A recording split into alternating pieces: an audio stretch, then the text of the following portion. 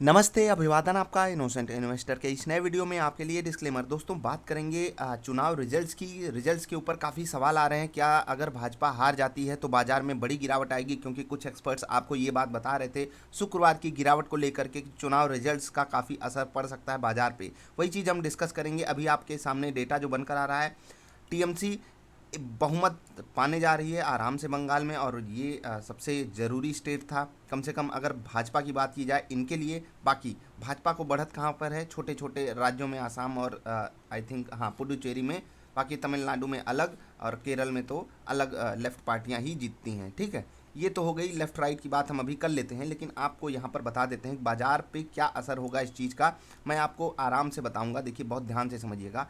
बाजार पे जो चुनाव परिणाम होते हैं उनका तो कोई असर पड़ना नहीं चाहिए, लेकिन अगर हम थोड़ा सा पीछे जाएं तो हमको ये पता चलेगा कि जब कोई सरकार बनती है, ठीक है, जब कोई सरकार बनती है उसी के अंडर में कंपनियां काम करेंगी। मतलब कोई कंपनियों को सरकार को जवाब, मतलब कंपनियों के पास जवाबदेही होती है सरकार के प्रति। ठीक है, अगर सरकार ने कोई ऐसा नियम ला दिया कि कुछ कंपनियों का बिजनेस पे कोई असर पड़ जाता है तो उन कंपनियों को दिक्कत होती है। अब आप सोचिए कि जहाँ जहाँ चुनाव, जैसे कि कोलकाता बेस्ड आप कंपनियाँ, काफ़ी लोग बता रहे थे कि ये हो जाएगा वो हो जाएगा। आईटीसी भी तो कोलकाता बेस्ड कंपनी है, खैर पूरे इंडिया में डील करती है, तो ऐसा मत करिएगा कि आईटीसी आप बेच दो, वहाँ पर तो खरीदने की अपॉर्चुनिटी आपके सामने अवेलेबल है।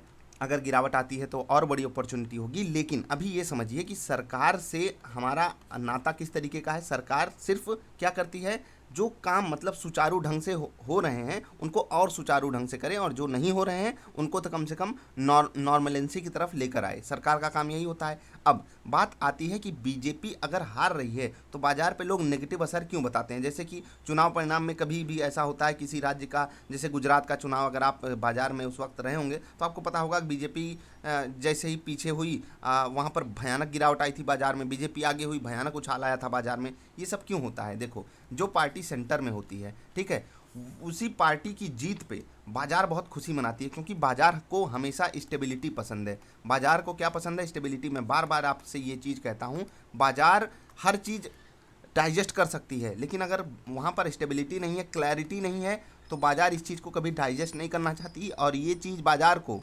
बहुत बुरी लगती है। ठीक है, मतलब अब आप ये समझिए कि ममता दीदी आराम से जीत रही हैं। 2 मई मोदी जी कहते थे कि ममता दीदी गई, अब ममता दीदी आ गई। ठीक है, तो चलिए यही हेडलाइन भी डालेंगे हम। क्लैरिटी समझिए बाजार में आ रही है कि नहीं, मतलब कि कोलकाता के लिए क्लैरिटी आ गई, पश्चिम बंगाल के लिए टू बी प्रिसाइज।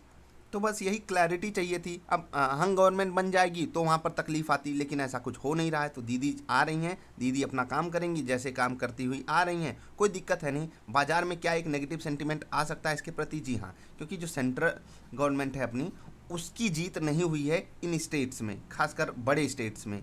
तो बाजार इसको एक नेगेटिव वे में लेता है, क्योंकि यहाँ पर अब दो मतलब होता है ना, इनका माइंडसेट अलग है, इनका माइंडसेट अलग है, तो दोनों लोग आपस में टकराएंगे, कुछ बिजनेसेस को दिक्कत होगी। ठीक है, तो काफ़ी बिजनेसेस, काफ़ी स्टॉक्स, मैं आपको बताऊंगा, काफ़ी स्टॉक्स जो है इसी चक्कर में काफ़ी धूम धड़ाका कर रहे थे कि बीजेपी जीतेगी, सेंट्रल गवर्नमेंट का यहाँ से कॉम्बिनेशन अच्छा हो जाएगा और फिर उन बिजनेसेस को बड़ा फ़ायदा होगा। तो आप गूगल पर जाकर सर्च कीजिए वेस्ट बंगाल बेस्ड कंपनी, और उनके स्टॉक्स को देखिए। कुछ स्टॉक्स में बहुत बड़ा मोमेंटम आया हुआ है, तो थोड़ा सा वहाँ पर अलर्ट रहिएगा। मैं नाम नहीं ले सकता किसी भी स्टॉक का, और ये मेरी मजबूरी भी है। मजबूरी इसलिए है क्योंकि सब लोग कहेंगे आप इतने लल्लू पंजू स्टॉक्स पे ध्यान क्यों देते हो, छोटे स्टॉक्स हैं, बहुत छोटी कंपनियां हैं, ऐसा है वैसा है। तो भाई भागती तो छोटी कंपनियां ही हैं, थोड़ा सा आप फोकस उस पर ज़रूर कर लीजिएगा जो मैंने आपको बताया। ये काम आपका है। अब आपको क्लैरिटी मिल गई। क्या क्लैरिटी? कम से कम आपको ये क्लैरिटी मिल गई कि जो ये चुनाव परिणाम आया है इससे बाजार पे एक नेगेटिव, मतलब एक नेगेटिव सेंटीमेंट ही बाजार के लिए है, ये कोई बहुत पॉजिटिव सेंटीमेंट है नहीं। क्योंकि बाजार, और ये मत सोच लीजिएगा कि बाजार जो है वो बीजेपी की जीत पे खुश होती है, बाजार हमेशा क्लैरिटी पे खुश होती है। मैं फिर से कह रहा हूँ, बाजार को स्टेबिलिटी और क्लैरिटी चाहिए। ठीक है, बाजार को ना बीजेपी चाहिए, ना टीएमसी चाहिए, ना कांग्रेस चाहिए, ना लेफ्ट चाहिए, ना राइट चाहिए। समझ रहे हो ना मैं क्या कहना चाहता हूँ? जी हाँ, आप जाकर देखेंगे, जब कुछ साल पहले कांग्रेस की सरकार आई थी, बाजार झूम झूम की थी। बाजार हमेशा बहुमत को सम्मान देती है। ठीक, अब चलते हैं थोड़ा सा चार्ट पर।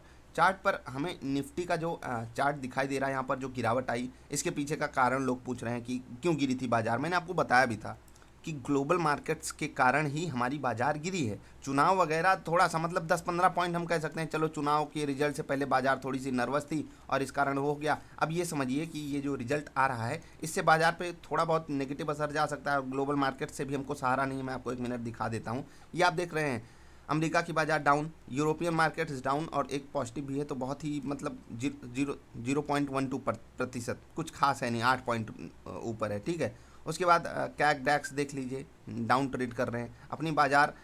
उसके बावजूद मतलब जो नॉर्मल हमारी क्लोजिंग हुई है 14,600 की, उसके बाद भी बाजार 70 पॉइंट के आसपास नीचे ट्रेड कर रही है, सिंगापुर वाली, ठीक है। निक्केई जापान की बाजार आप देख लीजिए 250 पॉइंट नीचे ट्रेड कर रही है और अन्य बाजारें भी कोई भी पॉजिटिव नहीं है, देख रहे हैं। तो जब इतना नेगेटिव संकेत है हमारे लिए तो हम क्यों नहीं गिरेंगे। अब आप एक बात बताइए, जब दुनिया भर की बाजारें पॉजिटिव थी, हम पॉजिटिव हैं, दुनिया भर की बाजारों में दिक्कत आ रही है, दिक्कत एक्चुअली नहीं आ रही है, प्रॉफिट बुकिंग आ रही है, तो हम गिर रहे हैं। दिक्कत तो हमारे यहाँ अपनी पर्सनल है और वो अगर 1% गिरेंगे तो हमें हक है 2% गिरने का, हमारे पास कारण भी है 2% गिरने का। आई होप अब आप बात को समझ गए होंगे।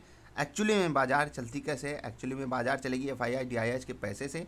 कुछ कंपनियों के ऊपर असर पड़ सकता है, पूरी बाजार को आप समझिए कि इस कारण रिजल्ट के कारण क्रैश कर जाएगी, तो ये नहीं होने वाला। बाजार अगर गिर रही है तो उसके पीछे बड़ा कारण है ग्लोबल मार्केट्स का, कोविड का, और ये सारी अनसर्टेनिटीज़ जो हैं यही बाजार में जो गिरावट है उसको कंटिन्यू कर सकती हैं। तो रिजल्ट में आप किसी को भी सपोर्ट कीजिए, वो आपकी पर्सनल चॉइस होगी। बाजार में आपको हमेशा क्लैरिटी और स्टेबिलिटी को ही सपोर्ट करना पड़ेगा और उसी को बाजार में हमेशा सम्मान भी मिलता रहेगा। अभी आपसे अलविदा लेते हैं, जाते जाते कहेंगे कि अपना और अपनी फैमिली का ख्याल रखिए और दिन में 2 बार इंटेंस एक्सरसाइज, गर्म पानी का सेवन करते रहिए और इसको मजाक मत लीजिए, तुरंत कर लेंगे तो ज़्यादा बेटर रहेगा। नमस्कार।